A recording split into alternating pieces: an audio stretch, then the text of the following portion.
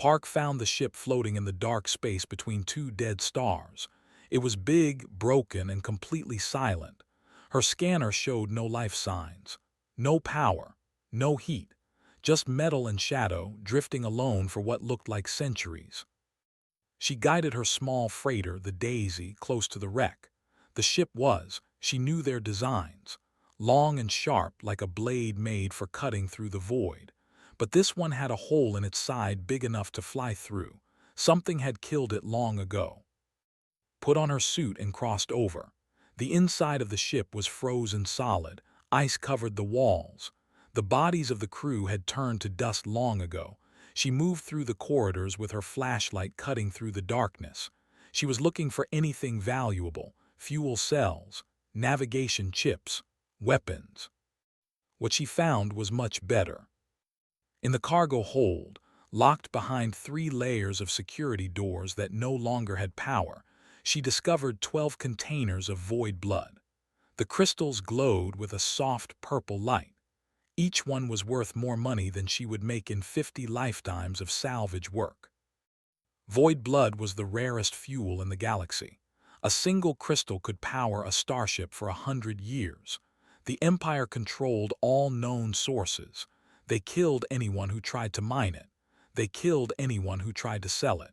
They killed anyone who even knew where it came from. And here were 12 containers of it, sitting in a dead ship that nobody remembered. Loaded the containers onto the Daisy. It took her 6 hours. Her back hurt. Her arms were shaking. But when she sealed the cargo hold and looked at what she had collected, she allowed herself a small smile. She was going to be rich. The ice moon of 4 was not a nice place. The surface was covered in frozen methane. The sky was always dark. The only structure was a small trading station built into the side of a crater. It was the kind of place where people came to do business that they did not want others to know about. Ran the station. He was a thin man with tired eyes and a permanent frown. He had been a pilot once before the war. Now he bought and sold things for people who needed to stay invisible. When showed him what she had found, his face went pale. "Do you know what this is?" he asked. "Void blood," she said. "I'm not stupid." "Do you know where it comes from?" "A dead ship, very old, very forgotten."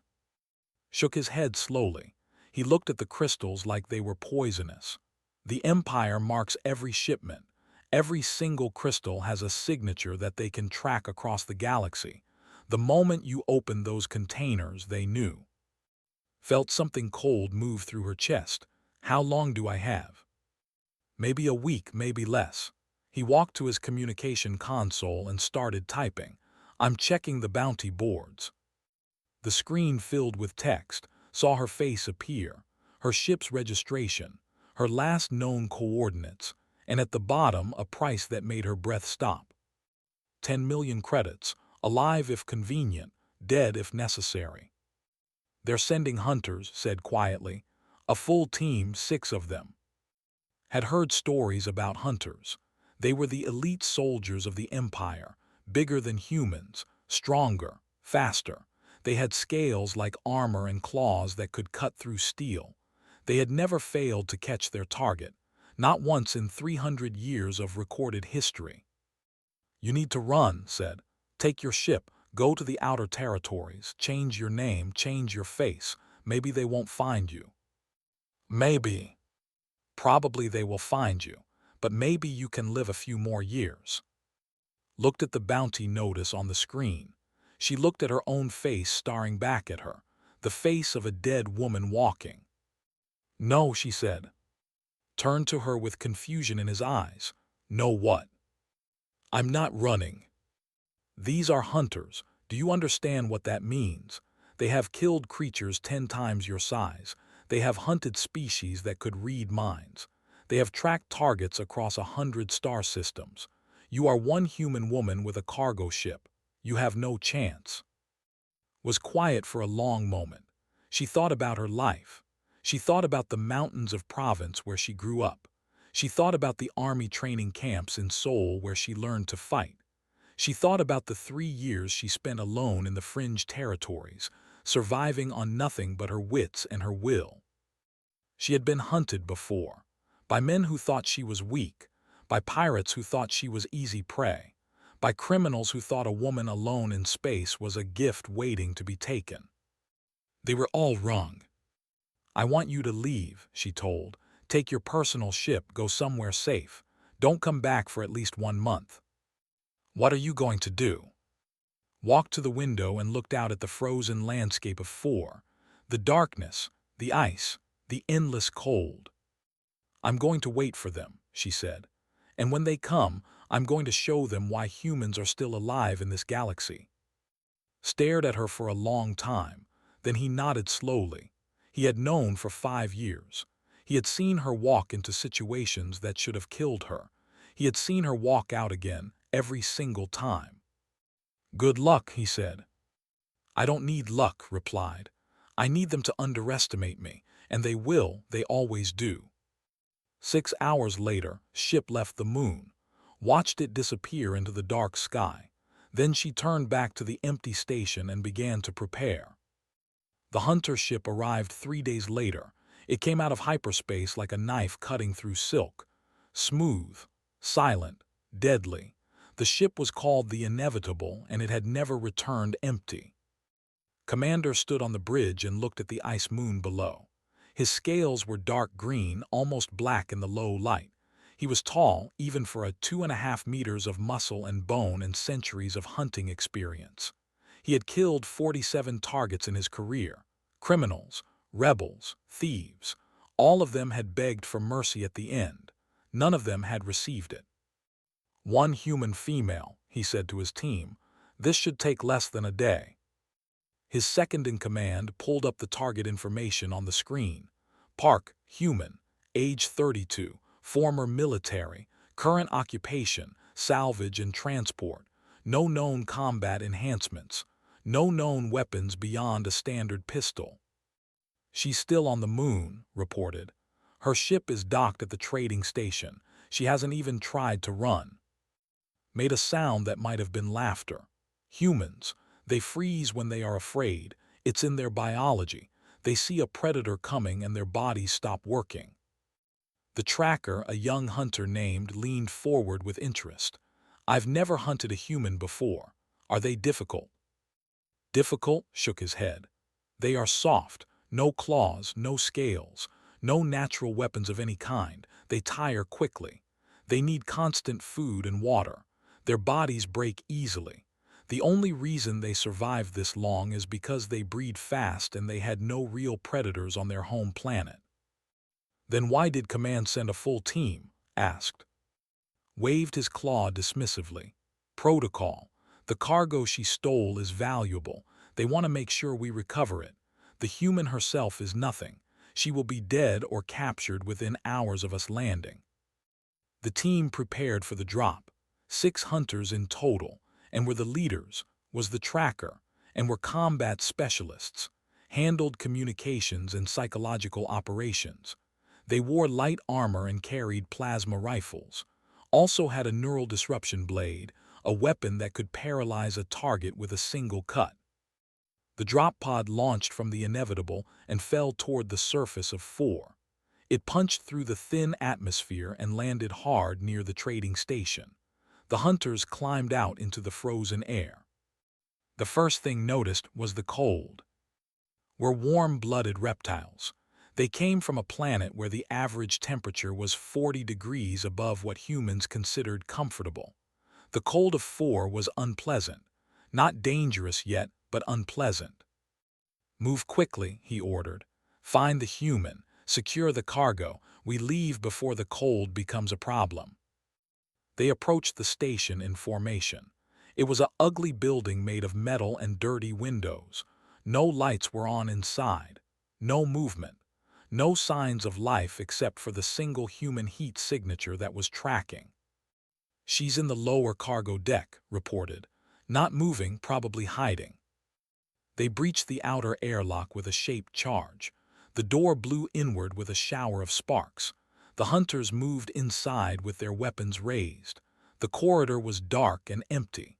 Their boots made echoing sounds on the metal floor. The second thing noticed was that the cold was getting worse. "Something is wrong with the heating system," said. "Temperature is dropping fast."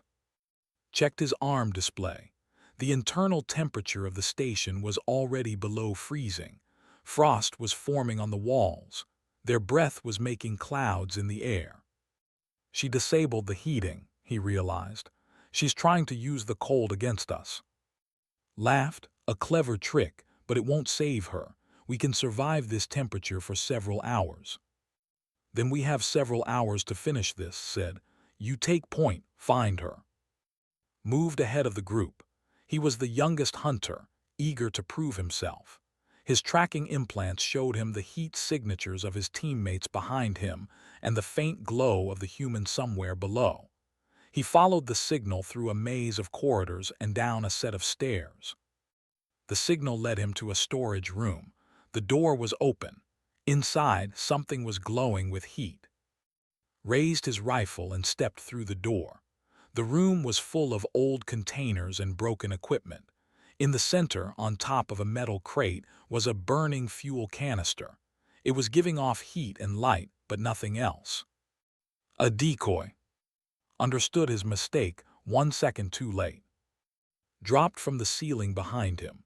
She moved without sound, like a shadow coming to life. Her hands found the gap between his helmet and his armor. She twisted hard. There was a crack, fell to the floor and did not move again.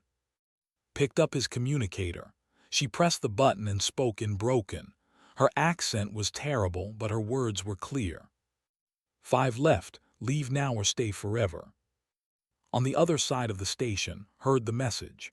He also heard silence where life sign had been. The tracker was dead, killed in less than 10 seconds by a creature that was supposed to be helpless prey. Commander said slowly, "What do we do?"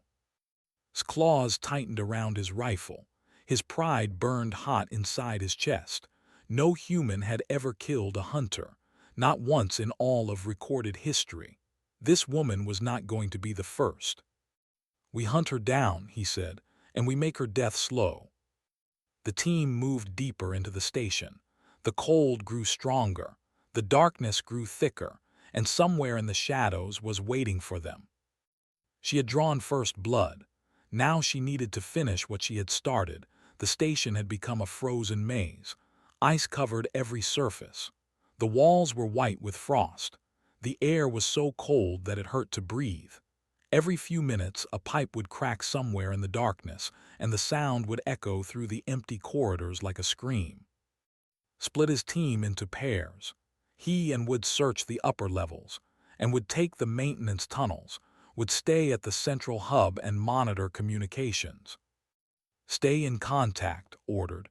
"Report every 2 minutes. If anyone goes silent, assume the worst." They moved out. The cold was affecting them now.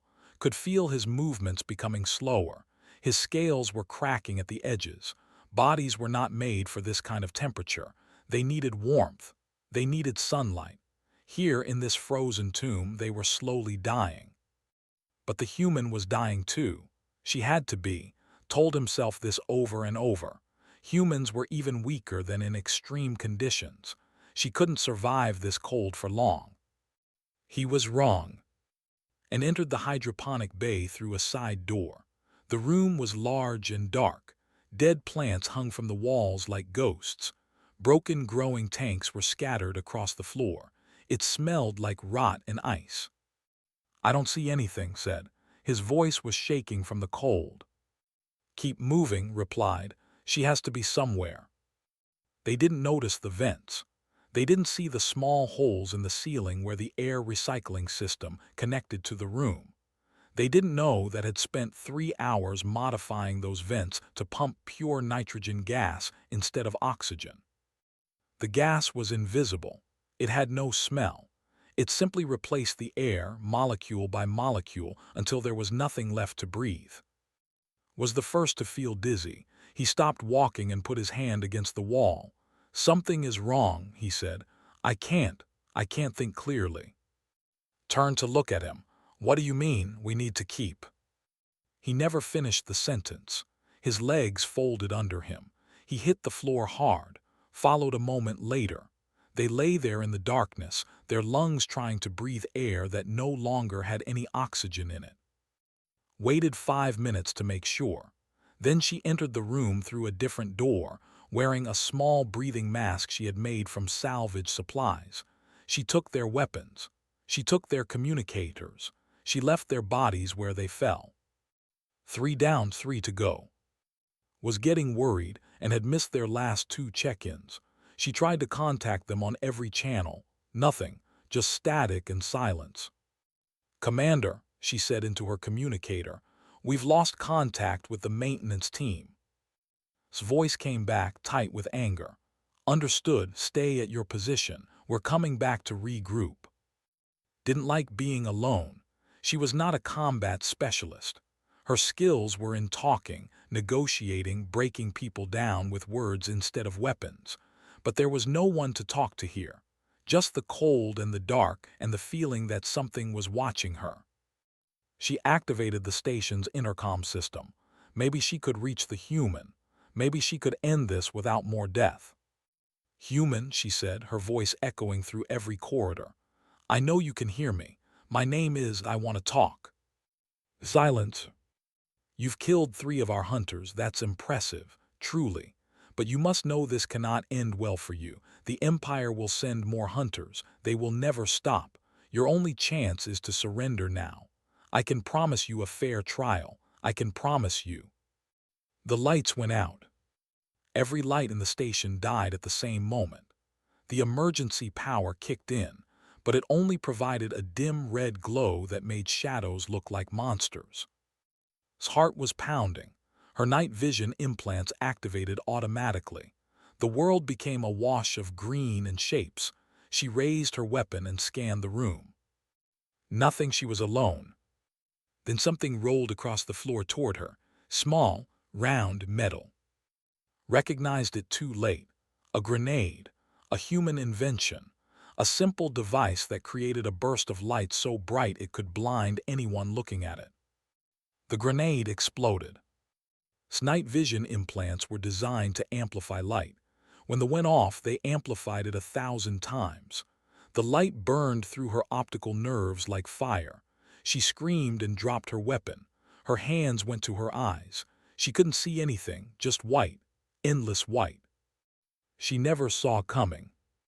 When it reached the central hub, they found his rifle on the floor. They found her communicator, still active, playing nothing but static. They found drops of blood leading into the darkness. They did not find. 4 dead, said. Her voice was hollow. "Commander, 4 of us are dead." Stood in the middle of the room, his breath making clouds in the frozen air. His scales were covered in frost. His body was shutting down from the cold. And somewhere in this station, a single human was hunting them like they were nothing. "We fall back to the cargo bay," he said. "We barricade the doors. We wait for rescue." The distress signal. "Send it now." Activated her communicator and sent an emergency transmission to the Empire. She called for reinforcements. She called for extraction. She called for anyone who could hear. But the signal went nowhere. The relay station that should have carried the message into space was silent, had destroyed it hours ago, and retreated to the cargo bay. They sealed the doors. They piled crates and equipment against every entrance. They burned whatever they could find to create warmth. And they waited. The long night of 4 had just begun. It would last another 40 hours. 40 hours of cold and darkness and fear. 40 hours of knowing that somewhere out there, a human woman was waiting for them to make a mistake. Had hunted for 300 years. He had never known what it felt like to be prey. Now he was learning. The hunters were strong and fast and well-trained, but they had made a mistake that predators often make.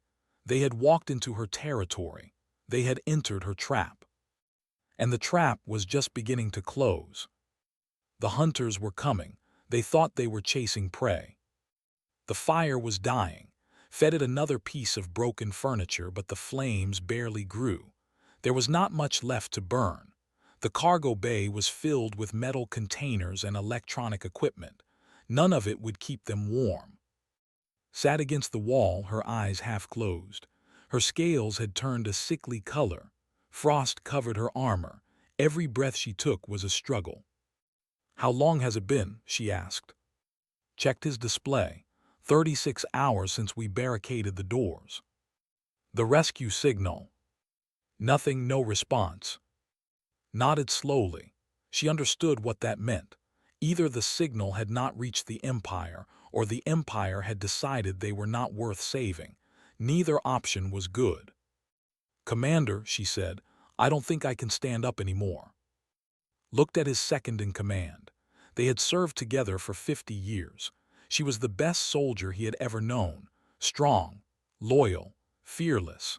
And now she was dying on the floor of a frozen cargo bay, killed not by an enemy weapon but by the cold itself. "Rest," he told her, "save your strength." "For what?" she laughed, but there was no humor in it. "We're trapped, we're freezing, and there's a human out there who has killed 4 of our best hunters without taking a single wound. This is how it ends for us." "Don't talk like that." "Why not? It's the truth." She closed her eyes. "I just wish I understood. How is she doing this? She's one human, one small, soft, fragile human. We are hunters. We are supposed to be the deadliest creatures in the galaxy. How is she winning?" Had been asking himself the same question for 36 hours. He had studied humans before this mission. He knew their biology. He knew their history. He knew they had come from a small planet called Earth, where they had been just another species of animal, not even the strongest or fastest. But there was something the data files had not told him, something he was only now beginning to understand. Humans were survivors. Their planet had tried to kill them with ice ages and diseases and natural disasters. They had survived. Other species had tried to hunt them. They had survived. They had spread across the galaxy, settling on worlds that should have been impossible to live on. They had survived. They survived because they refused to die. They survived because they adapted. They survived because when everything was against them, they did not give up. Was not fighting like a soldier. She was fighting like a survivor. She had turned this station into a weapon. She had used the cold, the darkness, the layout of the building itself. She had made the hunters fight on her terms, not theirs. And she had won. Herd's breathing change. It became slower, weaker. He watched her chest rise and fall, each movement smaller than the last. After a few minutes, it stopped moving altogether. He was alone now. The fire burned down to nothing.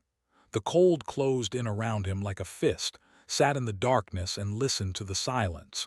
He could feel death waiting for him. It would be easy to close his eyes and let it take him. Easy and peaceful. But he was a hunter. He had never surrendered to prey. He stood up. His legs were shaking. His body was screaming at him to stop, to rest, to give up. He ignored it. He walked to the barricade and began pulling it apart. "Human," he called out into the darkness. "I know you're out there. Come face me. Let's end this properly." For a long moment nothing happened. Then he heard footsteps, slow and steady, coming closer. Stepped out of the shadows. She looked terrible.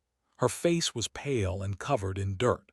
Her hands were wrapped in bloody bandages. She was wearing 3 layers of thermal blankets over her suit. She was exhausted and hurt and barely standing. But she was alive, and her eyes were steady. Looked down at her. He was 2 meters taller, 3 times her weight. His claws could cut through steel. His scales could stop most projectiles. By every measure, he should be able to kill her with a single blow. "You should have run," he said. "When you had the chance, you should have run and never looked back."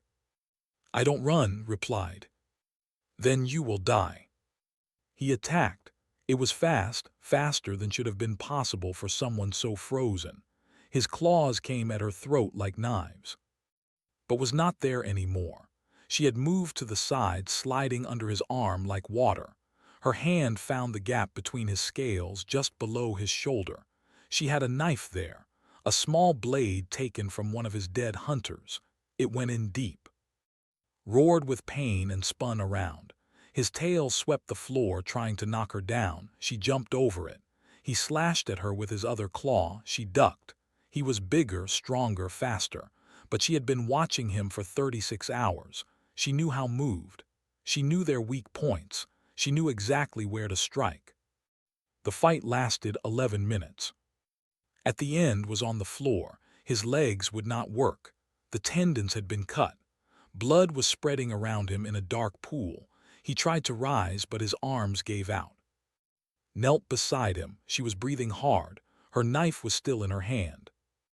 "Why?" asked. His voice was a whisper. "You are only human. How did you beat us? How is this possible?"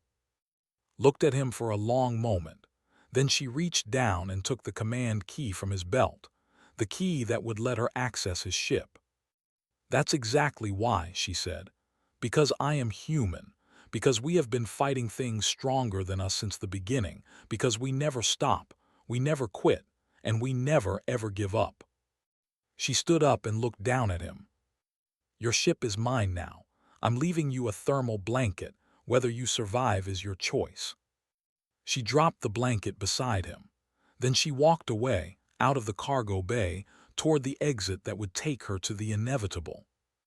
Watched her go. He watched until she disappeared into the darkness. Then he closed his eyes. For the first time in 300 years, he understood fear. 3 solar weeks passed before anyone came looking. The patrol vessel Dark Silence dropped out of hyperspace near 4, responding to an automated distress beacon that had been repeating for days. Captain Lorne stood on the bridge and studied the scanner readings with growing confusion. "That's the inevitable," her second officer said. "Commander's ship, it's in stable orbit. All systems appear to be functioning normally." "Why didn't they respond to our hails?" "Unknown. There's no crew activity visible, no life signs, nothing." Captain Lorne felt a cold weight settle in her stomach. The Inevitable was one of the finest hunter ships in the Empire. Its crew was one of the most decorated teams in 3 centuries. They had been sent to capture one human female with stolen cargo, a simple mission, a routine hunt. "Take us in closer," she ordered. "Prepare a boarding team." The Dark Silence moved into position beside the Inevitable. A team of 12 soldiers crossed over in a shuttle and entered through the main airlock. Their reports came back slowly, each one more disturbing than the last. The ship was empty. No bodies, no crew, no sign of struggle. The weapons locker was full. The medical bay was untouched. Food was still in the storage compartments. It was as if the hunters had simply stepped off the ship and vanished. Captain Lorne boarded the Inevitable herself. She walked through the corridors with her soldiers around her. The ship was clean and quiet.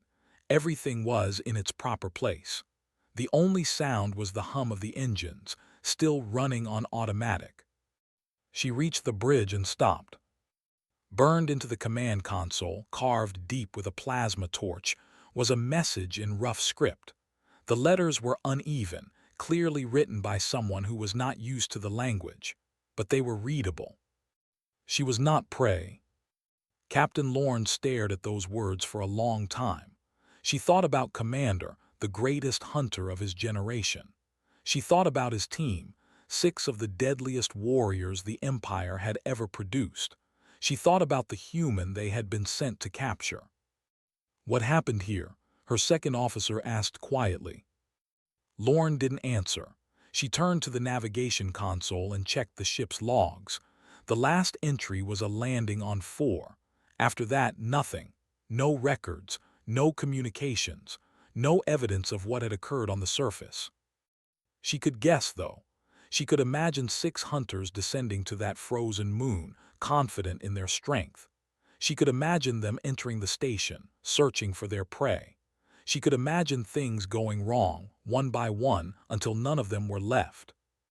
And she could imagine one human woman walking back to this ship, alone and victorious, and flying away into the darkness of space. "Captain," her second officer said, What do we report to the High Council? Lorne thought about that question carefully. If she told the truth, it would spread through the Empire like a disease. The greatest hunters in history destroyed by a single human. It would make the look weak. It would encourage rebellion. It would change everything. But if she lied, the human would still be out there, free, unpunished, and the story would spread anyway through rumors and whispers, growing larger with each telling. We report the truth, she said finally. The team was lost, the target escaped, the mission was a failure. She ordered her soldiers back to the dark silence. She left the inevitable in orbit, still pinging its distress beacon to anyone who was listening. Let it serve as a warning, she thought. A warning about what humans could do when they were pushed too far. Far away, in a different part of the galaxy, Park was living under a new name. She had sold the Daisy to a scrapper on a station near the outer rim. She had changed her face with cheap surgery. She had destroyed every record of who she used to be. The Void Blood cargo was gone, traded to a collector who asked no questions and paid in untraceable credits. Had enough money to disappear forever. Enough to buy a small ship and live quietly on some forgotten moon, never troubling anyone again. But that was not who she was. She found work at a trade station near the Korma Nebula. A merchant named Han Jinnah was looking for someone to salvage an abandoned freighter. The job was simple, low risk, good pay. Jinnah was nervous when she hired. There was something about the woman that made her uncomfortable, something in her eyes, a hardness, a distance, like she had seen things that most people never saw. "You'll be going alone," Jinnah said. "Are you sure that's okay?" "I work better alone," replied. She took the job. She flew to the freighter. She stripped it for parts and sold them for a profit. Then she took another job and another after that. She built a reputation as someone who could get things done, no matter how difficult. The story of the Hunter team spread slowly at first. Spacers talked about it in bars. Smugglers mentioned it to each other in quiet voices. Pirates heard rumors and passed them on. Soon, everyone in the fringe territories knew some version of the tale. They sent 6 hunters after a human woman. Only the ship came back. Some said she was a monster. Some said she was a ghost. Some said she was just a story, a legend made up to scare children. But knew the truth. She was none of those things. She was just a human, soft, fragile, short-lived, everything that the believed made her species weak. But humans had a secret. They had survived ice ages and plagues and wars. They had crawled out of the oceans and climbed down from the trees and built ships that could cross the stars. They had done all of this because they refused to give up. Because when the universe tried to kill them, they fought back. Understood something that the never would. Humans were not apex predators. They were not the strongest or the fastest or the most advanced, but they were the most stubborn creatures in the galaxy. They did not know how to quit. They did not know how to accept defeat. And that made them the most dangerous species of all. Somewhere in the cold orbit of 4, the inevitable continued to circle the frozen moon.